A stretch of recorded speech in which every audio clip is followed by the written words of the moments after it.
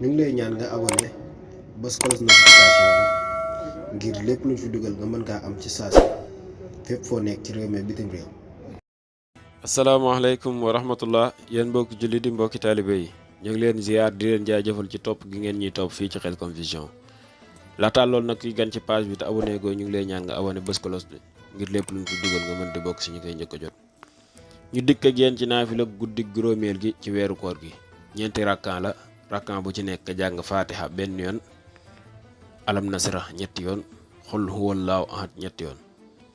ñeenti rakkan mooy ñaari salmal bu ci nekk nga jàng ci faatiha benn yoon, alam nasra ñetti yoon, xul huwallaahu ahad ñetti yoon. kon loolu lañ leen digaloon ci naafila tey gi. jërë ngeen jëf, bu subaa jàmm ci beneen naafila incha allahu rabbi.